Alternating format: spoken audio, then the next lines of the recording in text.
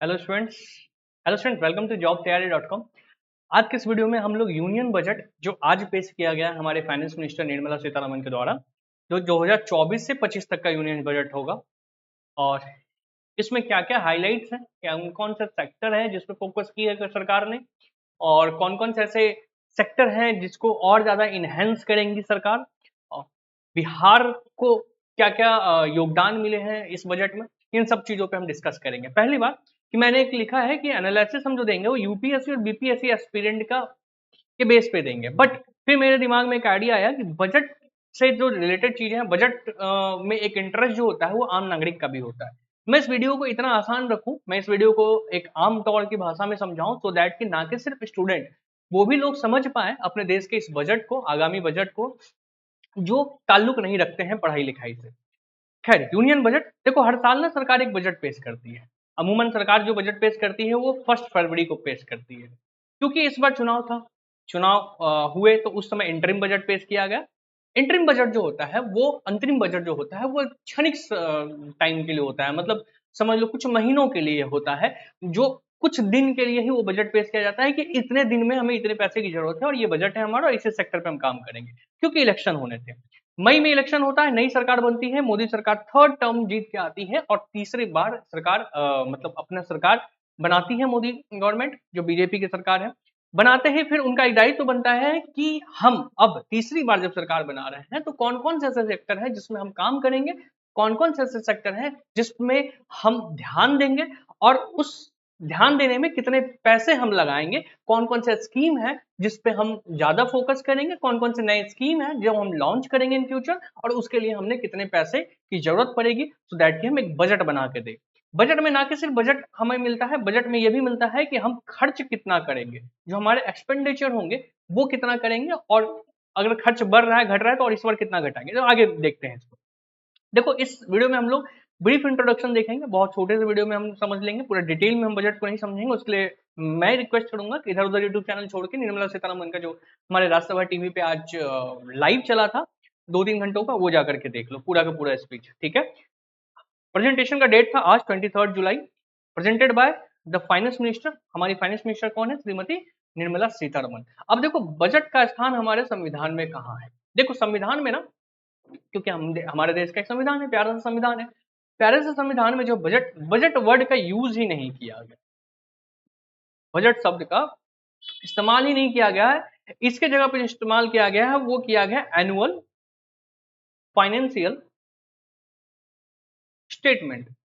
Annual financial statement, जिसमें सरकार अपना फाइनेंशियल स्टेटमेंट देती है, और ये आता है अनुच्छेद 112 के अंतर्गत, ठीक है। अनुच्छेद 112 कहती है कि हर साल सरकार अपना एक बजट पेश करेगी, एक बजट देगी, अपने खर्चों का ब्यौरा देगी कि आगे क्या खर्च करेंगे, पिछले साल क्या रहा है, वो तो फाइनेंशियल रिपोर्ट में आती है। तो एनुअल फाइनेंशियल स्टेटमेंट ये हर साल देते हैं, और इस बार भी दिए। अनुच्छेद 112 ये पढ़ने वाले लिखने वालों के लिए है। 112 अनुच्छेद याद रखना, ठीक है, क्योंकि बजट आया है तो छोटे मोटे एग्जाम में पूछ सकता है इससे रिलेटेड, 112 से रिलेटेड, ठीक है। देखो, इस बार जो एस्टिमेट किया गया है इकोनॉमिक ग्रोथ और फिजिकल मैनेजमेंट के लिए, फिजिकल मैनेजमेंट दैट मीन कि हमारे खर्च खर्च जो होता है, फाइनेंशियल जो होता है, उसमें खर्च क्या होगा ये देखो। सॉरी, फिजिकल मतलब फाइनेंस होता है, फाइनेंशियल मैनेजमेंट के लिए। तो जीडीपी ग्रोथ जो टारगेट किया गया है वो 7.5% टारगेट किया गया है, 7.5%। अब जीडीपी ग्रोथ क्या होता है इसको मैं थोड़े से एकदम ब्रीफ में समझा दूं। जीडीपी होता है, मान लो ये हमारा एक गांव है, ठीक है, ये हमारा विलेज है, या मान लो पूरा स्टेट है, स्टेट का नाम है बिहार, ठीक है। ये बिहार स्टेट, बिहार के स्टेट में कुछ लोग ऐसे होंगे जो साबुन बना रहे होंगे, सोप बना रहे होंगे, कुछ लोग ऐसे जो होंगे क्लॉथ बना रहे होंगे, कुछ लोग ऐसे होंगे जो टीचर होंगे, ठीक है, कुछ लोग ऐसे होंगे जो छोटे छोटे दुकान चला रहे होंगे,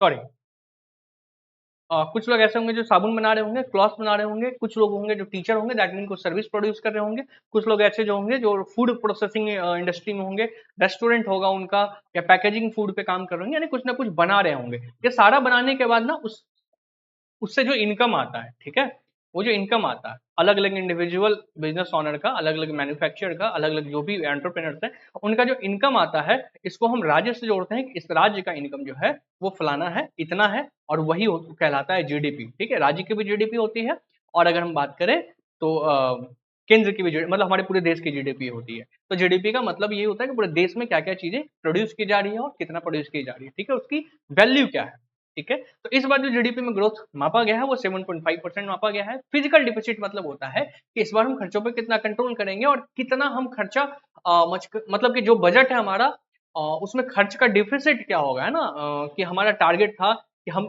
100 रुपए खर्च करेंगे और हमने 120 रुपए खर्च किया, तो वो जो 20 रुपए है ना वो हमारा डिफिसिट होता है, ठीक है, ज्यादा खर्च हो गया था। 5.8% जीडीपी का 5.8% जो है फिजिकल डिफिसिट है कि जीडीपी में हम इतना कमाएंगे और इतना खर्च करेंगे, ठीक है।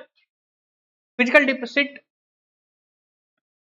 जो है हमारा अभी 5.8% है और उसको 4.5% हम तक लेके आएंगे 2025 से 26 में, ठीक है, यानी हम खर्चों पे कंट्रोल करेंगे। खर्चों पे या तो कंट्रोल करेंगे या तो कमाई बढ़ा देंगे, है ना। देखो, अब टैक्सेशन की बात करते हैं। देखो, सरकार के ना दो टैक्स होते हैं, एक टैक्स जो डायरेक्ट आपसे लेती है, एक जो इनडायरेक्ट टैक्स लेती है सरकार, ठीक है। ये रिवेन्यू होता है इनका, यानी यही सरकार देखो खर्च करेगी, बजट में क्या कर रही है, वो खर्च बता रही है ना अपना, तो खर्च करेगी, पैसा कहाँ से लाएगी भैया, पैसा तो आप ही के जेब से आएगा, हम जनता के जेब से आएगा और अलग अलग सोर्स से आएगा। तो खर्च करने के लिए चाहिए पैसा, और पैसा आएगा कहाँ से, तो दो तरीके से आता है। पहला तो डायरेक्ट टैक्स से आता है और दूसरा इनडायरेक्ट टैक्स से आता है, ठीक है। इनडायरेक्ट टैक्स में हो गया जैसे कि हमारा, इसको और छोटा कर लिया जाएगा, इनडायरेक्ट टैक्स में जैसे हमारा आ गया जीडीपी, सॉरी जीएसटी, ठीक है। जीएसटी हो गया, जो स्मॉल बिजनेसेस बढ़ते हैं वो इनडायरेक्ट टैक्स है, जैसे कि आप जाके बिस्किट खरीदते हो उस पर भी जीएसटी देते हो, वो इनडायरेक्ट टैक्स है। सरकार डायरेक्टली आपसे नहीं वसूलती है, किसी के जरिए वसूलती है, उसको इनडायरेक्ट टैक्स में लाते हैं। कस्टम ड्यूटी वही है कि सरकार डायरेक्टली आपसे नहीं वसूलती है, एक डिपार्टमेंट उसके लिए जो उसको वसूलती है। कस्टम ड्यूटी कहाँ से आता है, जब हम बाहर से चीजों को अंदर लेके आते हैं ना, तब उस पर कुछ कस्टम्स लगाए जाते हैं, ठीक है, कुछ उस पर टैक्स लगाए जाते हैं। जब तुम दुबई जाओगे, दुबई से कहोगे सस्ता मेरा आईफोन मिलेगा, आईफोन दुबई से जब तुम लेके आओगे तो सरकार बोलेगी ना भैया ना, ऐसे हम एंट्री नहीं देंगे, उसमें हमको भी पैसा लाओ, हमें भी चाहिए हिस्सा। तो जो हिस्सा मांगेंगे ना सरकार, उसको कस्टम ड्यूटी कहते हैं और वो इनडायरेक्ट टैक्स में आता है। कुछ होता है डायरेक्ट टैक्स, जैसे कि हमारा इनकम टैक्स करता है, हर महीने हम कमाते हैं और उसमें से कुछ प्रतिशत हिस्सा है जो हम इनकम टैक्स के रूप में हम देते हैं। ये ऑर्गेनाइज सेक्टर वाले देते हैं, अनऑर्गेनाइज सेक्टर वाले नहीं। खैर, अनऑर्गेनाइज सेक्टर क्या है, इसको आगे जाके डिस्कस करेंगे, क्योंकि बजट में अनऑर्गेनाइज सेक्टर का भी जिक्र किया गया है। इनकम टैक्स स्लैब होता है, ठीक है, कुछ स्लैब होता है। खैर, इस बार इनकम टैक्स में सीनियर सिटीजन के लिए थोड़ा सा एग्जाम्पशन आया है, जो एग्जाम्पशन पहले भी था उसको इंक्रीज किया गया है। कॉर्पोरेट टैक्स जो होता है, अगर आपका टर्नओवर 500 करोड़ तक है, 500 करोड़ से कम है, तो उस पे जो है 22% तक रिड्यूस कर दिया गया है, ठीक है। सोशल सेक्टर इनिशिएटिव में देखो, पहला है हेल्थ सेक्टर। हेल्थ सेक्टर में जो है 2.5 लाख करोड़, यानी कि इस बार जो हमारा स्वास्थ्य है उस पर सरकार खर्च करेगी 2.5 लाख करोड़ रुपया। और उसके लिए अलग अलग स्कीम में खर्च कैसे करेगी, ऐसा थोड़ी तुम्हें बुलाएगी और बोलेगी भैया क्या पेट दर्द करा लो, हम पैसा दे रहे हैं जाके इलाज करा लो, नहीं। अलग अलग स्कीम्स होते हैं उसके लिए, जैसे आयुष्मान भारत स्कीम है ना, पीएम जन आरोग्य योजना है ना, पीएम जन आरोग्य योजना है, आयुष्मान भारत स्कीम है, जिसमें ये कहते हैं कि हर एक हाउस होल्ड को, कैसे हाउस होल्ड उस पर भी हम लोग डिस्कस करेंगे। ये कहती है कि हर एक हाउस होल्ड यानी कि एक फैमिली को हम 5, जो भी उस दायरे में आएगी उसको 5 लाख हर फैमिली को हम देंगे, ताकि वो इलाज करवा सके और इलाज उसके लिए एक्सेसिबल हो सके, ना कि सिर्फ सरकारी हॉस्पिटल्स में, इवन कुछ प्राइवेट स्कूल हॉस्पिटल्स भी हैं जो एक्सेप्ट करते हैं आपका आयुष्मान भारत योजना। है, उसके लिए देखो हमारा जो क्राइटेरिया है आयुष्मान भारत योजना का, उसको हम देखेंगे। क्राइटेरिया ये आता है कि जो पीएम जय योजना है, पीएम जय योजना जन आरोग्य योजना के अंदर दो ऐसे यूनिट्स आते हैं, दो यूनिट्स में आ गए। पहला कि हेल्थ एंड अवेयरनेस सेंटर आएगा, पहला health and awareness, sorry health and wellness centre, health and wellness centre जो है वो स्टैब्लिश करेगी। हेल्थ एंड वेलनेस सेंटर में आ गया जो आपका गांव गांव में जो हॉस्पिटल्स होते हैं, जो छोटे छोटे पीसीएच या क्या बोलते हैं उसको, पीएचसी बोलते हैं शायद, वो होते हैं, उस पर खर्च करेगी सरकार, वो एक्सपेंड करेगी, बढ़ाएगी, साथ में इसकी बजट को बढ़ाएगी, है ना। आयुष्मान भारत के जो है दायरा को और बढ़ाएगी। अब देखो दूसरा जो पीएमजे योजना है ना, उसके कुछ क्राइटेरिया है। पहले क्राइटेरिया है, पहले एक चीज, हाँ एक चीज और जान लो कि ये वर्ल्ड का सबसे बड़ा हेल्थ स्कीम चलने वाला है। आयुष्मान भारत जो है पूरी दुनिया में सबसे बड़ा हेल्थ स्कीम चलाए जाने वाला योजना है, ठीक है। एक तरीके से हेल्थ इंश्योरेंस के तरीके से भी ये काम करता है। 5 लाख हर एक फैमिली को मिलेगा हॉस्पिटलिटी केयर में, यानी कि इलाजरत में, इलाज के दौरान जो बेनिफिशियरी होगी उसके कुछ कुछ नियम होते हैं कि वो उनकी इनकम इतनी होनी चाहिए, उनका कुछ दायरा होता है, ठीक है। खैर आयुष्मान भारत के लिए डिटेल बन जाएगा। तो आगे बढ़ते हैं एजुकेशन की तरफ। 1 लाख करोड़ का एलोकेशन एजुकेशन की तरफ लाए, जिसमें ये बोला गया कि 50 नए केंद्र विद्यालय खोले जाएंगे, केंद्र विद्यालय 50 खोले जाएंगे, ताकि हम ज्यादा से ज्यादा सेंट्रल एजुकेशन, जो सीबीएसई के एक सेंट्रल स्कूल्स हैं, केंद्रीय विद्यालय जिसको डायरेक्टली केंद्र सरकार लीड करती है, ठीक है, वो 50 खोले जाएंगे। 20 नए आईआईटी खोले जाएंगे, 20 नए आईआईटी खोले जाएंगे। पीएम किसान योजना पे थोड़ा सा फंड हम ज्यादा इनहेंस करेंगे, मनरेगा स्कीम पे फंड इनहेंस करेंगे। मनरेगा कौन? मनरेगा वो मनरेगा जो गारंटी करता है कि हम 100 डे आपको वेजेस देंगे। 100 डेज मतलब आपको हर एक मजदूर जो आएगा, जो भी मनरेगा में रजिस्टर्ड होगा, उसको 100 डे का हम एम्प्लॉयमेंट गारंटी देंगे, ठीक है। पीएम किसान हो गया, जो 6,000 पीएम किसान निधि के अंतर्गत आपका आता है। अनऑर्गेनाइज सेक्टर में पेंशन की स्कीम हम लाएंगे। अनऑर्गेनाइज सेक्टर, मैंने कहा था आगे आएगा, जो गिग वर्कर्स होते हैं, गिग वर्कर जिनका कोई ऐसा नहीं कि अकाउंट में उनका पैसा आता है, सैलरी हर महीने आएगी, टैक्स डिडक्शन होता है, पीएफ नहीं कटता है, वो अनऑर्गेनाइज सेक्टर में आते हैं। ठेला चालक, रिक्शा चालक, वेंडर्स जो हमारे गली में सामान बेचते हैं, जो जोमेटो बॉयज हैं, उनको भी गिग वर्कर में रखा जाता है। तो वैसे लोग जो अनऑर्गेनाइज सेक्टर में आएंगे, ठीक है, जो डेली रोजमर्रा की जरूरतों के लिए कमाते हैं, रोज डेली वेजेस पे डिपेंड करते हैं, ठीक है। इंफ्रास्ट्रक्चर डेवलपमेंट पे 1.8 लाख करोड़ जो है वो रेलवे पे सरकार खर्च करेगी। दैट मीन कि रेलवे के नेटवर्क को और बढ़ाया जाएगा और रेलवे को और इम्प्रूव किया जाएगा। 1.2 लाख करोड़ जो है वो हाईवेज और एक्सप्रेस पे एक्सप्रेस वे बनाई जाएगी। 1.2 लाख करोड़, क्योंकि हमारे नितिन गडकरी साहब इसके मिनिस्टर हैं और वो बहुत काम कर रहे हैं इसके ऊपर, ठीक है, बहुत अच्छा काम कर रहे हैं। अर्बन डेवलपमेंट में 50,000 करोड़ का smart city mission. Smart city बहुत दिन पहले हमारा लॉन्च हुआ था और उसको हम और इनहेंस करेंगे, ठीक है, इसको एक मिशन के तौर पे लेके चलेंगे। और affordable housing under PM Awas Yojana, PM Awas Yojana को और एक्सपेंड किया जाएगा और लोगों को, लाभार्थी जो होंगे हमारे, उसका दायरा बढ़ाया जाएगा। एग्रीकल्चर और रूरल डेवलपमेंट में अगर देखें तो 1.5 लाख करोड़ का एलोकेशन एग्रीकल्चर में दिया गया, यानी एग्रीकल्चर में इस बार ध्यान दिया गया है। एग्रीकल्चर को डिजिटल बनाने के लिए, हाँ, ऑर्गेनिक फार्मिंग और डिजिटल एग्रीकल्चर को लेकर के नए नए स्कीम्स आएंगे, जैसे अभी ड्रोन दीदी था और भी बहुत सारे स्कीम्स है जो वो लेके आएंगे, सो दैट की ऑर्गेनिक फार्मिंग और डिजिटल एग्रीकल्चर में हम जाके अपने आप को स्टैब्लिश करें, अपने एग्रीकल्चर को और इनहेंस करने के लिए, उसको बूस्ट करने के लिए नए नए टेक्नोलॉजी को लेके आए। हालांकि अब यह भी देखा जा रहा है कि बड़े बड़े कॉलेज से लोग एग्रीकल्चर की डिग्री लेकर के अब खेती, कृषि, किसानी की तरफ, जिस पेशे को कभी कहा जाता था कि वो पेशा उनके लिए है जो और कुछ काम नहीं कर सकते हैं, वो कृषि कर सकते हैं, अब ये जो धारणा है वो बदलती जा रही है और अब जो पढ़े लिखे लोग हैं वो कृषि में आ रहे हैं, क्योंकि टेक्नोलॉजी उसमें इंप्लीमेंट हो रही है और नए नए टेक्नोलॉजी को लेके आ रहे हैं। रूरल डेवलपमेंट की बात करें तो 1 लाख करोड़ जो है खर्च करेगी सरकार इंफ्रास्ट्रक्चर पे, रूरल डेवलपमेंट, ग्रामीण सड़कों पे, ग्रामीण सड़क का विकास किया जाएगा। इलेक्ट्रिफिकेशन, दैट मीन की उनके जहाँ जिस गांव में इलेक्ट्रिसिटी नहीं पहुंचा उनको और पहुंचाया जाएगा, और जहाँ पे अभी भी गड़बड़ है, लोग धरना देते हैं कि हमें इलेक्ट्रिसिटी नहीं आ रही है, बिजली की आपूर्ति नहीं हो रही, तो उसको भी इनहेंस किया जाएगा, सो दैट कि हम ज्यादा से ज्यादा इलेक्ट्रिसिटी पैदा कर सके, ठीक है। वाटर सप्लाई, जो हमारे वाटर सप्लाई सिस्टम है उसको और इनहेंस किया जाएगा, सो दैट कि घर घर पानी पहुंचे। अभी तो बहुत सारे ऐसे स्कीम्स है, जैसे हर घर जल नल योजना करके, ऐसा करके स्कीम है, सेंटर का भी चल रहा है और बिहार से अगर आप हैं तो बिहार का भी चल रहा है। इलेक्ट्रिफिकेशन में सोलर एनर्जी पे ज्यादा फोकस किया जाएगा। अभी एक ना एनर्जी आया है, एक ना स्कीम आया है, रूफ टॉप स्कीम, ठीक है, roof top solar scheme. Roof top solar scheme में यह है कि आपके छत पे सोलर पैनल लगाया जाएगा, जिसमें कुछ मेगावाट जो है आप बिजली आपूर्ति, आप मतलब कुछ मेगावाट जो है बिजली आप खुद उसको पैदावार कर पाएंगे। वो जो सोलर पैनल लगेगा उसके लिए आपको सरकार पैसा भी देगी, सब्सिडी भी देगी, और इसी टाइप का कुछ स्कीम है, ठीक है।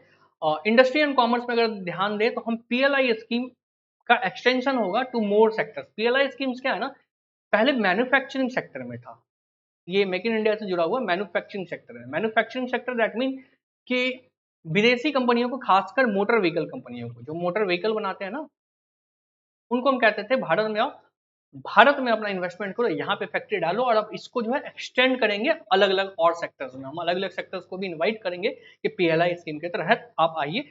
पीएलआई स्कीम में कुछ टैक्स रिडम्पशन था, सरकार को सब्सिडी देती थी, सरकार उस पर बहुत हेल्प करती थी विदेशी कंपनियों को, विदेशी लोगों को, बाहर के लोगों को, कि देश में आओ हमारे और यहाँ पे फैक्ट्रीज बिठाओ। फैक्ट्रीज बिठाने से हमारे देश में एक फायदा हो जाएगा, फॉरेन इन्वेस्टमेंट जब बढ़ेगा हमारे देश में तो वहां से पहले तो एम्प्लॉयमेंट जनरेट होगी। तो सबसे पहला हमारा देश का प्रॉब्लम है बेरोजगारी, वो खत्म होगा। खत्म नहीं होगा मतलब उसको इम्प्रूवमेंट मिलेगी, और मैं भी चाहता हूँ कि देश में बेरोजगारी खत्म हो। दूसरा जो बेनिफिट मिलेगा कि नए नए टेक्नोलॉजी आएंगे, लोगों के लिए और भी चीजें एक्सेसिबल हो जाएगा। जैसे हम पहले कभी गांव घर में एक आध फोर व्हीलर देखते थे, अब क्योंकि फोर व्हीलर की वो लॉ एंड डिमांड वाली सिस्टम है ना, कि अब फोर व्हीलर की पैदावार बढ़ गई तो रेट घट गए। पहले रेट ज्यादा हुआ करते थे, पर कैपिटा इनकम कम हुआ करता था, तो लोग नहीं अफोर्ड कर पाते थे। अब क्या है कि उसके अब गांव में लगभग दो चार घरों में एक घर में आपको दिख ही जाएगा कि फोर व्हीलर्स हैं, क्योंकि एक्सेसिबिलिटी बढ़ गई है ना, अफोर्डेबिलिटी बढ़ गई है। आपके फाइनेंस सेक्टर बहुत इंप्रूव हो गया है। अब बहुत लोग जो आईफोन यूज कर, आईफोन एक टाइम पे था कि भाई बहुत वो एक तरीके से कहता था ना, जिसके पास आईफोन है वो पैसा वाला है, वो दिखावा वाला एक सिंबल हुआ करता था। अब नहीं है, क्योंकि फाइनेंस सेक्टर इतना इंप्रूव हो चुका है कि अब लोगों को इजिली लोन मिल जाता है। पहले बैंक के चक्कर लगते थे, एक एक लाख रुपए के लोन के लिए बैंक में चप्पल घिसने पड़ते थे, अब 1 लाख का आईफोन आपको यूं ही एक क्लिक पे मिल जाता है ना।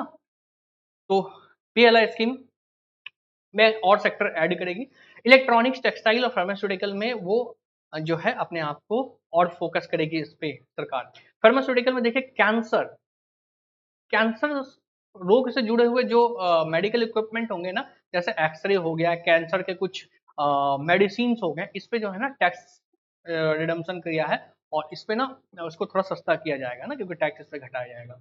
स्टार्टअप्स के लिए सपोर्ट जो था वो कंटिन्यू रहेगा। टैक्स इनिशिएटिव, क्रेडिट एक्सेस जो था स्टार्टअप इंडिया के तहत वो कंटिन्यू रहेगा। इन्वायरमेंट एंड क्लाइमेट चेंज की अगर देखें तो ग्रीन एनर्जी की तरफ 30,000 करोड़ रिन्यूएबल एनर्जी प्रोजेक्ट्स पे खर्च किया जाएगा। रिन्यूएबल एनर्जी प्रोजेक्ट मतलब क्या हो गया, देखो एक नॉन रिन्यूएबल एनर्जी होता है, एक रिन्यूएबल एनर्जी होता है। रिन्यूएबल एनर्जी मतलब ये होता है कि हम जिसको दोबारा पैदा कर सकते हैं, जैसे वाटर, सोलर, ये सबको हम दोबारा पैदा कर सकते हैं, ठीक है, जिसके भंडारण बहुत है, भंडार खत्म नहीं होगा। लेकिन कोयला नॉन रिन्यूएबल एनर्जी एक बार खत्म हो गया, दोबारा उसको हम यूज नहीं कर सकते, ठीक है। नेशनल सोलर मिशन, वही जो हमने रूफ टॉप पे बात कही थी, उस पर काम करेगी। सस्टेनेबल डेवलपमेंट के लिए programme for waste management and water conservation पे काम करेगी, और वेस्ट मैनेजमेंट पे भी काम करेगी सरकार।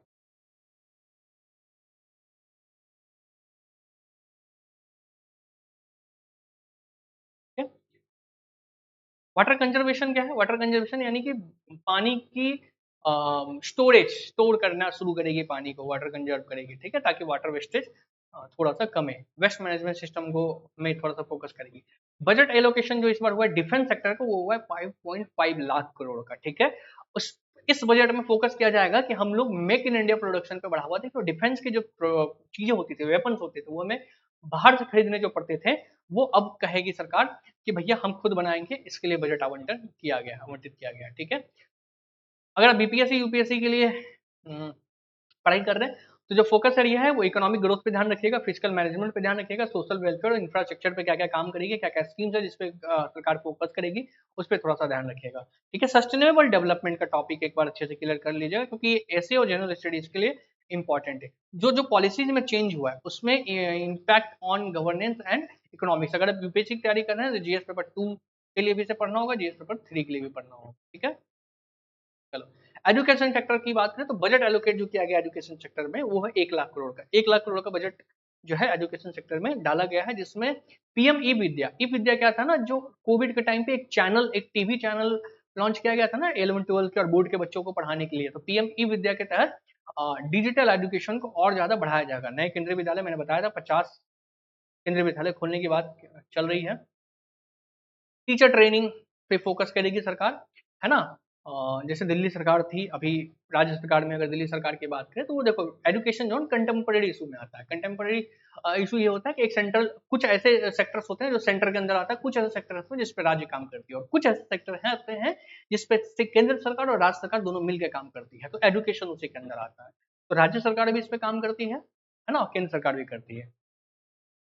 उसी में भी दिल्ली में जो सरकार थी, राज्य सरकार, उसने अपने टीचर्स को बाहर भेजा था देश से ट्रेनिंग लेने के लिए, क्योंकि टीचर की ट्रेनिंग हमारे लिए इंपॉर्टेंट होता है, सो दैट कि टीचर जो है, क्योंकि पुराने ओल्ड अपडेटेड नहीं है, पुराने जमाने के हैं, अब के नए एजुकेशन पॉलिसीज के हिसाब से उन्हें अपडेट होना पड़ेगा, उसके लिए उन्हें ट्रेनिंग लेनी पड़ेगी। हायर एजुकेशन, जैसे न्यू आईआईटीज बनेंगे, आईएम बनेंगे, आईआईएसईआर बनेंगे, नेशनल रिसर्च फाउंडेशन बनेगा, और रिसर्च को बढ़ावा दिया जाएगा। इंक्लूसिव एजुकेशन, जैसे समग्र शिक्षा अभियान, गर्ल्स के एजुकेशन पे भी ध्यान दिया जाएगा। एनडीईआर जो नेशनल डिजिटल एजुकेशन जो है ना, उसमें थोड़ा सा बढ़ावा दिया जाएगा सरकार के द्वारा कि digital education, skill based education को डिजिटाइज किया जाए और सबके लिए एक्सेसिबल किया जाए। उसके लिए पहले से है मूक्स स्वयं करके, एनपीटीईएल करके वेबसाइट है, स्वयं की वेबसाइट है, जहाँ पे आपको सरकार बड़े बड़े यूनिवर्सिटी से, इवन आईआईएम से, आईआईटी से, मैंने भी इसमें 2-3 सर्टिफिकेशन ले रखे हैं, ठीक है। तो आईआईएम आईआईटी से हर साल जो है अलग अलग सीजन में जो है अलग अलग सेशन होता है उसका, और उस सेशन में अलग अलग स्किल बेस्ड कोर्सेस लाती है, वो स्किल बेस्ड कोर्सेस करवाती है। उसका एग्जाम भी एनटीए लेता है भैया, नेशनल टेस्टिंग एजेंसी लेती है, ठीक है। इंफ्रास्ट्रक्चर इंफ्रास्ट्रक्चर पे देखो, भारत माला परियोजना पे ध्यान दिया जाएगा। रेलवे रीजनल कनेक्टिविटी हमने बात किया था, 4.5 लाख करोड़ का बजट आवंटित हुआ उसके लिए। बाकी तो चीजें हम लोग डिस्कस कर रखे हैं, ठीक है। चलो, इतना ही था आज के वीडियो में। बजट को हमने कोशिश किया कि थोड़े अच्छे से हम लोग समझाएं, समझें इसको, ठीक है। बजट समझना हमारे लिए जरूरी होता है, सो दैट कि हमें ये भी पता हो कि अगर आप स्टॉक मार्केट में इंटरेस्टेड हो, आपको पता होना चाहिए कि सरकार इस बार इंफ्रास्ट्रक्चर, रेलवे, इन सब चीज़ों पे काम करेगी, तो कौन से शेयर्स खरीदने चाहिए, कौन से नहीं खरीदने चाहिए, ठीक है। तो खैर, मिलते हैं एक और नए वीडियो में। तब तक के लिए हंसते रहो, मुस्कुराते रहो, पढ़ते रहो, और जो भी क्वेरीज हो, जो भी अपडेट हो, जो भी फीडबैक हो आपके द्वारा, सो दैट कि हमें और क्या इंप्रूव करना चाहिए, वो हमारे कमेंट सेक्शन में आप जरूर दें। मैं एक्सपेक्ट करता हूँ, मैं आपसे रिक्वेस्ट भी करता हूँ कि कमेंट सेक्शन को में आप जितना फीडबैक, नेगेटिव फीडबैक दें, पॉजिटिव फीडबैक ना दे चलेगा, नेगेटिव फीडबैक जरूर दें, जिसमें कि हमें ये पता चलेगा कि हम और कैसे इंप्रूव कर सकते हैं और अपने आप को कैसे इंप्रूव करें, सो दैट कि आपके आगे किसी भी टॉपिक को हम अच्छे से रिप्रेजेंट कर सकें, ठीक है। आपको क्या सुनना अच्छा लगता है, किस प्रकार से सुनना अच्छा लगता है, इन सब पे इन सबको आप कमेंट सेक्शन में लिख सकते हैं। मिलते हैं एक और नए वीडियो, तब तक के लिए हंसते रहिए, मुस्कुराते रहिए, पढ़ते रहिए।